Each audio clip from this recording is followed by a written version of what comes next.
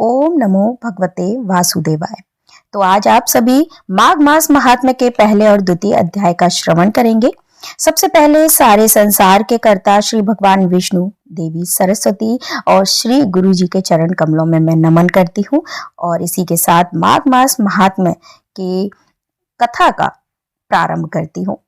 तो एक समय की बात है, श्री सूत जी ने अपने गुरु श्री व्यास जी से कहा कि गुरुदेव कृपा करके आप मुझसे माघ मास का महात्म्य कहिए क्योंकि मैं आपका शिष्य हूँ। व्यास जी कहने लगे कि रघुवंश के राजा दिलीप एक समय यज्ञ के स्नान के पश्चात पैरों में जूते और सुंदर वस्त्र पहनकर शिकार की सामग्री से युक्त कवच और शोभायमान आभूषण पहने हुए अपने सिपाहियों से घिरे हुए जंगल में शिकार खेलने के लिए अपनी नगरी से बाहर निकले। उनके सिपाही जंगल में शिकार के लिए एक मृग, व्याघ्र, सिंह आदि जंतुओं की तलाश में इधर उधर फिरने लगे। उस वन में वनस्थली अत्यंत शोभा को प्राप्त हो रही थी। वन में कहीं वृक्षों पर मोर नाच रहे थे, कहीं कहीं मृगों के झुंड फिरते थे, कहीं गीदड़ अपना भयंकर शब्द कर रहे थे, कहीं गेंडों का समूह हाथियों के समान फिर रहा था, कहीं वृक्षों के कोटरों में बैठे हुए उल्लू अपना भयानक शब्द कर रहे थे, कहीं सिंह के पद चिन्हों के साथ घायल मृगों के रक्त से भूमि लाल हो रही थी, कहीं दूध से भरी थनों वाली सुंदर भैंसें फिर रही थीं, कहीं पर गंधित पुष्प, हरी हरी लताएं वन की शोभा को बढ़ा रही थी, कहीं बड़े बड़े पेड़ खड़े थे तो कहीं उन पेड़ों पर बड़े बड़े अजगर और उनकी केचुलियां भी पड़ी हुई थीं। उसी समय राजा के सिपाहियों के बाजे की आवाज सुनकर एक मृग वन में से निकलकर भागने लगा और बड़ी बड़ी चौकड़ियां भरता हुआ आगे बढ़ा। राजा ने उसके पीछे अपना घोड़ा दौड़ाया, परंतु मृग पूर्ण शक्ति से भागने लगा। मृग कांटेदार वृक्षों के एक जंगल में घुसा और राजा ने भी उसके पीछे वन में प्रवेश किया, परंतु दूर जाकर मृग राजा की दृष्टि से ओझल होकर कहीं और निकल गया। राजा निर्जन वन में अपने सैनिकों सहित प्यास के मारे अति दुखी हो गया। दोपहर के समय अधिक मार्ग पर चलने से सैनिक थक गए और घोड़े रुक गए। कुछ थोड़ी सी देर बाद राजा ने एक बड़ा भारी सुंदर सरोवर देखा जिसके किनारों पर घने वृक्ष थे।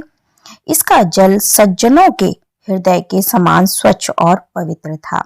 सरोवर का जल लहरों से बड़ा सुंदर लगता था। जल में अनेक प्रकार के जल जंतु, मछलियां आदि सुंदरता से इधर उधर फिर रही थी। दुष्टों के समान निर्दयी चित्त वाले मगरमच्छ भी थे। किसी किसी जगह लोभी के घर के समान सिमाल भी पड़ी हुई थी। जैसे विपत्ति में पड़े हुए लोगों के दुखों को हरने वाले दानी पुरुष के समान यह सरोवर अपने जल से सभी को सुखी करता था। जैसे मेघ चातक के दुख को हरता है, इस सरोवर को देखकर राजा की थकावट दूर हो गई। रात्रि को राजा ने वहीं विश्राम किया और सैनिक पहरा देने लगे और चारों तरफ फैल गए। रात के अंतिम समय में शकरों के एक झुंड ने आकर सरोवर में पानी पिया और कमल के झुंड के पास आया। तब शिकारियों ने सावधान होकर शूकरों पर आक्रमण किया और उनको मारकर पृथ्वी पर गिरा दिया। उस समय सब शिकारी कोलाहल करते हुए बड़ी प्रसन्नता के साथ राजा के पास गए और राजा प्रभात हुआ देखकर उनके साथ ही अपनी नगरी की तरफ चल पड़ा।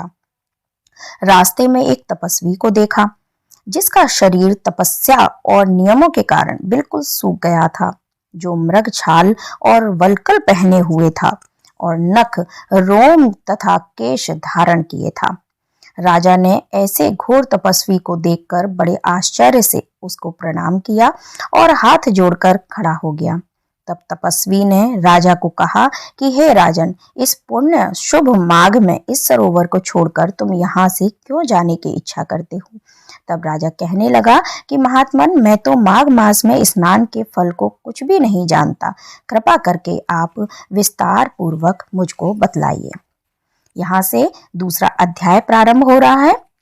राजा के ऐसे वचन सुनकर तपस्वी कहने लगा कि राजन, भगवान सूर्य बहुत शीघ्र उदय होने वाले हैं, इसलिए यह समय हमारे लिए स्नान का है, कथा का नहीं। सो आप स्नान करके अपने घर को जाओ और अपने गुरु श्री वशिष्ठ जी से इस महात्म्य को सुनो। इतना कहकर तपस्वी सरोवर में स्नान के लिए चले गए और राजा भी विधि पूर्वक सरोवर में स्नान करके अपने घर लौटा और रनिवास में जाकर तपस्वी की सब कथा रानी को सुनाई। तब सूत जी कहने लगे कि महाराज, राजा ने अपने गुरु वशिष्ठ जी से क्या प्रश्न किया और उन्होंने क्या उत्तर दिया, सो कहिए। व्यास जी कहने लगे कि हे सूत जी, राजा दिलीप ने रात्रि को सुख से सोकर प्रातः समय ही अपने गुरु वशिष्ठ जी के पास जाकर उनके चरणों को छूकर प्रणाम करके तपस्वी के बताए हुए प्रश्न को अति नम्रता से पूछा कि गुरुजी, अपने आचार, दंड, नीति, राज्य, धर्म तथा चारों वर्णों के चारों आश्रमों की क्रियाओं, दान और उनके विधान, यज्ञ और उनकी विधियां, व्रत, उनकी प्रतिष्ठा और भगवान विष्णु की आराधना अनेक प्रकार से तथा विस्तार पूर्वक मुझको बतलाइए। अब मैं आपसे माघ मास के स्नान के महात्म्य को सुनना चाहता हूँ। सो हे तपोधन, नियम पूर्वक इसकी विधि समझाइए। गुरु वशिष्ठ जी कहने लगे कि हे राजन, तुमने दोनों लोकों के कल्याणकारी, वनवासी तथा गृहस्थियों के अंतःकरण को पवित्र करने वाले माघ मास के स्नान का बहुत सुंदर प्रश्न पूछा है। मकर राशि के सूर्य के आने पर माघ मास में स्नान का फल गौ, भूमि, तिल, वस्त्र, स्वर्ण, अन्न, घोड़ा आदि दोनों तथा चांद्रायण और ब्रह्म पूर्व व्रत आदि से भी अधिक होता है। वैशाख तथा कार्तिक में जप, दान, तप और यज्ञ बहुत फल देने वाले हैं, परंतु माघ मास में इसका फल बहुत अधिक होता है। माघ में स्नान करने वाला पुरुष राजा और मुक्ति के मार्ग को जानने वाला होता है। दिव्य दृष्टि वाले महात्माओं ने कहा है कि जो मनुष्य माघ मास में सकाम और भगवान के निमित्त नियम पूर्वक माघ मास में स्नान करता है, वह अनंत फल वाला होता है। उसको शरीर की शुद्धि, प्रति, ऐश्वर्य तथा चारों प्रकार के फलों की प्राप्ति होती है। उसको शरीर की शुद्धि, प्रीति, ऐश्वर्य तथा चारों प्रकार के फलों की प्राप्ति होती है। अदिति ने 12 वर्ष तक मकर संक्रांति में अन्न त्याग कर स्नान किया। इससे तीनों लोकों को उज्जवल करने वाले 12 पुत्र उत्पन्न हुए। माघ में स्नान करने से ही रोहिणी शुभका, अरुंधति दानशील हुई और इंद्राणी के समान रूपवती होकर प्रसिद्ध हुई। जो माघ मास में स्नान करते हैं तथा देवताओं के पूजन में तत्पर रहते हैं, उनको सुंदर स्थान, हाथी और घोड़ों की सवारी तथा दान को द्रव्य प्राप्त होता है और अतिथियों से उनका घर भरा रहता है और उनके घर में सदा वेद ध्वनि होती रहती है। वह मनुष्य धन्य है जो माघ मास में स्नान करते हैं, दान देते हैं तथा व्रत और नियमों का पालन करते हैं। और दूसरे पुण्यों के क्षीण होने से मनुष्य स्वर्ग से वापस आ जाता है, परंतु जो मनुष्य माघ मास में स्नान करता है वह कभी स्वर्ग से वापस नहीं आता। इससे बढ़कर कोई नियम, तप, दान पवित्र और पाप नाशक नहीं है। भृगु जी ने मणि पर्वत पर विद्याधरों को यह सुनाया था। तब राजा ने कहा कि ब्राह्मण भृगु ऋषि ने कब मणि पर्वत पर विद्याधरों को उपदेश दिया था, सो बतलाइए। तब ऋषि जी कहने लगे कि राजन, एक समय 12 वर्ष तक वर्षा न होने के कारण, सब प्रजा क्षीण होने के कारण संसार में बड़ी उद्विग्नता फैल गई। हिमाचल और विंध्याचल पर्वत के मध्य का देश निर्जन होने के कारण श्राद्ध, तप, स्वाध्याय सब कुछ छूट गए। सारा लोक विपत्तियों में फंसकर प्रजाहीन हो गया। सारा भूमंडल फल और अन्न से रहित हो गया। तब विंध्याचल के नीचे बहती हुई नदी से सुंदर वृक्षों से आच्छादित अपने आश्रम से निकलकर श्री भृगु ऋषि अपने शिष्यों सहित हिमालय पर्वत पर गए। इस पर्वत की चोटी नीली और नीचे का हिस्सा सुनहरा होने से पर्वत सारा पर्वत पीतांबरधारी श्री भगवान के सदृश लगने लगा। पर्वत के बीच का भाग नीला और बीच बीच में कहीं कहीं सफेद स्फटिक होने से तारों से युक्त आकाश जैसी शोभा को प्राप्त होता था। रात्रि के समय वह पर्वत दीपकों की तरह चमकती हुई दिव्य औषधियों से पूरित किसी महल को की शोभा को प्राप्त होता था।